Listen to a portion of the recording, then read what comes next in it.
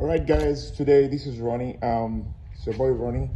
I'm gonna walk you through the three major steps of hesitation in the car.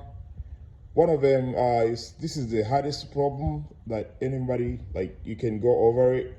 You might find yourself in a situation where you need to change the spark plugs. Like with mass airflow sensor. A lot of things that before the mechanic recommend you anything. So today we are looking at the Toyota Camry. This is a 2012, 13, 14 or whatever. It's all the same. So these are the three basic stuff you can look after before you can go further. Before you can go in deep mechanic work, you should look at these three things before you can go further. First, this car, it doesn't rev up to 3,000 RPMs. When you reach there, then it declines, and when you're driving, it slows down, it wants to cut off, things happen like that. The three major problems we can look at before you can go to your mechanic. One of the things, I'm gonna have you look at the battery and the battery terminals. You're gonna have to look at your battery terminals.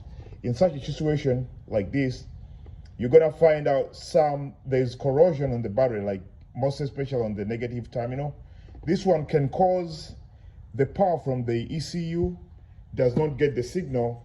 Most often you need to clean this, get it off, wipe it down and with a sandpaper or whatever, get some hot water, you can pour it on.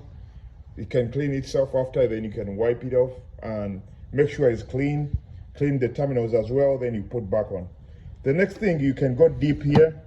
Just take off these three clips and look at your mass airflow. Look at your air cleaner. The air cleaner is also another issue. This one, in this case, this one is brand new. But look at it as well, because it can also affect when it's dirty like that. There's no way the car can breathe.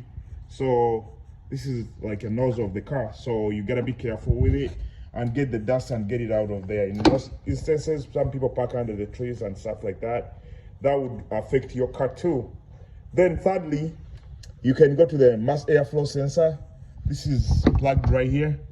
Just go over it and check whether the connection is fine. You see all these connections to the mass airflow sensor. If one of the wires is cut or whatever, it can hesitate as well. Then lastly, look for the leaks. The leaks, you're gonna have to check out whether this thing is closed. This panel, it should be closed like that. Check the clips, check whether there is no loose stuff like that, Check all the hoses. In most instances, the hoses are broken. You see there are some hoses are connecting to this.